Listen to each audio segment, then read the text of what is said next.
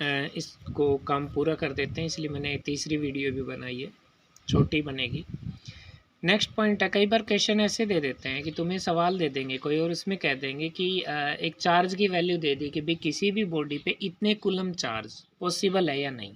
तो उसका तरीका, when we have to check that a given charge Q can exist और नॉट, तो उसमें हम n की वैल्यू निकालेंगे। तो Q is equal to N ही था, तो n हो जाएगा क्यू अपॉन ई। क्यू की जगह तो वो चार्ज लिख देंगे जो हमें दिया हुआ है सवाल में कुलम में, और ई की जगह आपको पता है 1.6 गुणा 10⁻⁻19 कुलम रख देंगे। फिर इसे सोल्व करेंगे। अगर ये n आपका इंटीजर आता है तब तो चार्ज एग्जिस्ट करता है, पर अगर ये n एक फ्रैक्शन आ जाता है तो चार्ज एग्जिस्ट नहीं करता, क्योंकि आपको पता है n किसको रिप्रेजेंट करता है, नंबर ऑफ इलेक्ट्रॉन ट्रांसफर्ड, और हम जानते हैं इलेक्ट्रॉन फ्रैक्शन में ट्रांसफ़र हो ही नहीं सकते। तो अगर n फ्रैक्शन आता है इसका मतलब वो चार्ज पॉसिबल नहीं है। नेक्स्ट और लास्ट पॉइंट इससे रिलेटेड है, ये जनरल नॉलेज टाइप में ही है एक तरह से। ये कहता है कि क्वांटाइजेशन ऑफ चार्ज जो है that was first suggested by the experimental laws of electrolysis discovered by Faraday. शायद आपने केमिस्ट्री में, इलेक्ट्रोकेमिस्ट्री में पढ़ा हो, इलेक्ट्रोलिसिस की जो एक्सपेरिमेंटल लॉज हैं उनकी स्टडी कर रहे थे फैराडे।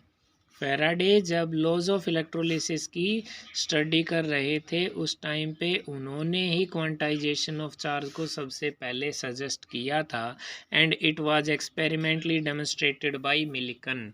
तो अगर आपसे कोई पूछे कि who first suggested that charge is quantize, तो आंसर होगा फैराडे। और अगर आपसे पूछे कि who experimentally demonstrated the quantization of charge, तो आंसर होगा मिल्टन। एक छोटा सा पॉइंट और समझ लेते हैं, उसके बाद कल हमारा कुलम स्लो होगा, वो है पॉइंट चार्जेस। पॉइंट चार्जेस हम किन्हें कहते हैं? वैसे तो नॉर्मली पॉइंट से हमारा दिमाग में आता है कि जिसका आकार ना हो, पर यहाँ पर ऐसा नहीं है, टेक्निकल पॉइंट है। जैसे कि पॉइंट मास बॉडीज लेते थे ना 11वीं में, if the sizes of the charge bodies are very small as compare to the separation between them, as compared to the distances between them, then the charges are said to be point charges। तो ये कहता है कि अगर charge bodies का size उनके बीच की distance के कंपैरिजन में बहुत ही छोटा हो तब हम उन चार्जेस को पॉइंट चार्जेस कह सकते हैं।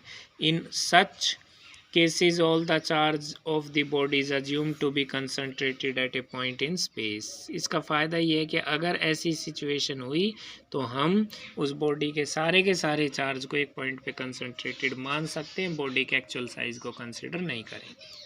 ठीक है स्टूडेंट्स, आज के लिए इतना ही। अच्छे से आप प्रैक्टिस करते रहिए। ये मत सोचिए कि अभी से नहीं पढ़ना, क्लासें शुरू नहीं हुई हैं या कुछ भी, कोई बहाना नहीं। आप ये मान के चलिए कि अगर आप 12वीं क्लास की तैयारी कर रहे हैं तो आज के दिन यानी जब से पढ़ाना शुरू किया था उसी टाइम से आप लग गए होंगे।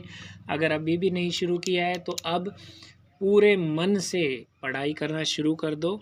हाँ, किसी दिन अगर इमरजेंसी, जैसे कल हमारी क्लास नहीं हो पाई थी तो कोई बहुत ज़रूरी काम होता है तभी मैं स्किप करता हूँ, उस दिन आप क्या करें, जिस दिन क्लास ना हो उस दिन आप अपने पीछे के काम को उठा के रिवाइज़ कर लें।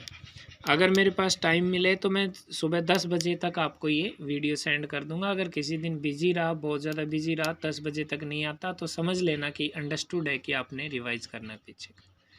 ठीक है स्टूडेंट्स, ईमानदारी से मेहनत करिए। Have a nice day.